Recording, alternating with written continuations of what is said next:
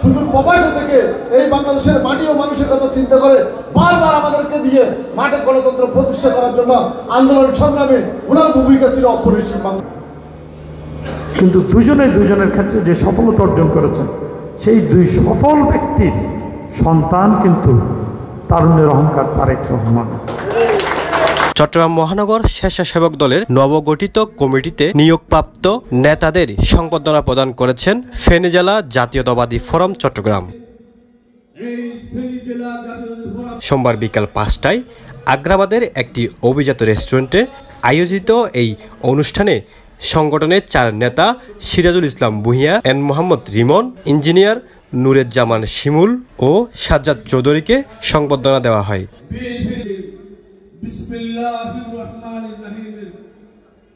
ফেনী জেলা জাতীয়তাবাদী ফোরামের সাধারণ সম্পাদক নুরুল আফসার তৌহিদ ও আবু আহমেদের যৌথ সঞ্চালনা ও ফোরামের সভাপতি জাফর আলম লিটনের সভাপতিত্বে এই অনুষ্ঠান অনুষ্ঠিত হয়।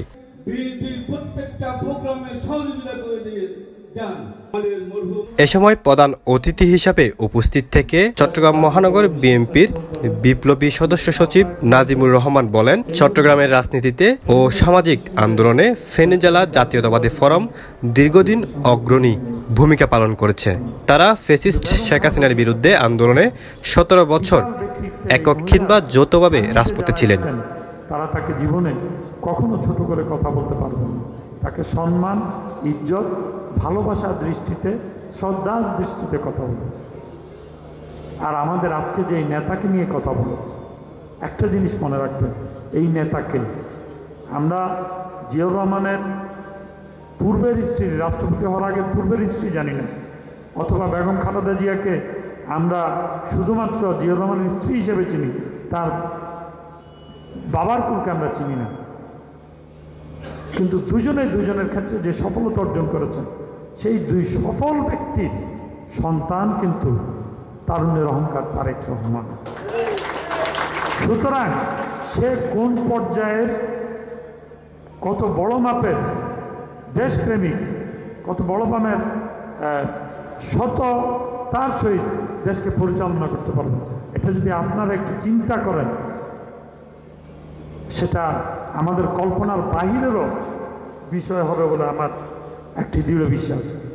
কারণ এই তারেক রহমান। অনুষ্ঠানে বিশেষ অতিথি মহানগর বিএনপির সাবেক সহসভাপতি মফিজুল হক ভূঁইয়া, প্রধান বক্তা মহানগর স্বেচ্ছাসেবক দলের আহ্বায়ক বেলায়েত হোসেন বুলু এবং বিশেষ বক্তা সদস্য সচিব ইঞ্জিনিয়ার জমির উদ্দিন নাহিদ উপস্থিত ছিলেন।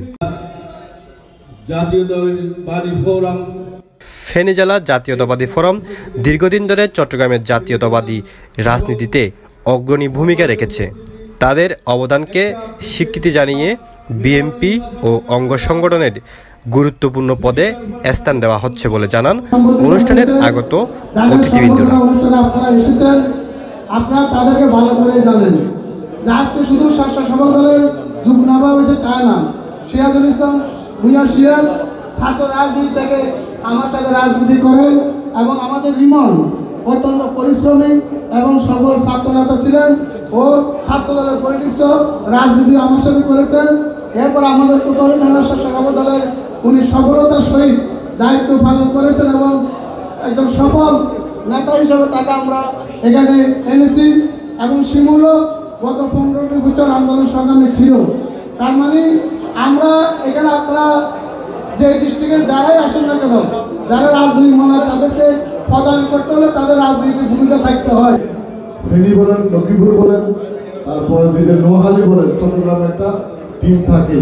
এটা আদর্শিক কারণে, আদর্শিক কারণে এই মানুষগুলো যখন গ্রাম থেকে শহর কেন্দ্রে বসবাসের উদ্দেশ্যে আসে, আমিও নোয়াখালীর কৃতি চন্দ্র, লক্ষ্মীপুর আমার বাড়ি, এই মানুষগুলো রক্তের মধ্যে শহীদ জিয়ার একটা আদর্শ এমনভাবে প্রবাহিত, তারা সবাই যেখানে যায় সেখানে বীজ রোপণ করে, গাছ বীজ রোপণ করে, গাছ হয়, ফল ইনশাল্লাহ সবার মাঝে বিচরণ করে। তদ্রুপ এই ফেনী, লক্ষ্মীপুর বাইরের ডিস্ট্রিক্টে যারা জাতীয়তাবাদী দলকে ভালোবাসে, তারা এই শহরে আসার পরে তাদের রক্তের মধ্যে একটু শিহরণ থাকে।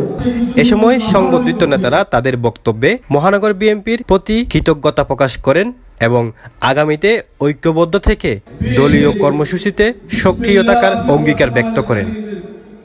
অনুষ্ঠানে আরও উপস্থিত ছিলেন সংবর্ধনা অনুষ্ঠানের ফোরামের উপদেষ্টা, আইনজীবী, ছাত্র ও যুব সংগঠনের নেতৃবৃন্দ সহ শতাধিক কর্মী সমর্থকরা। ডেস্ক রিপোর্ট, আমার বার্তা, চট্টগ্রাম।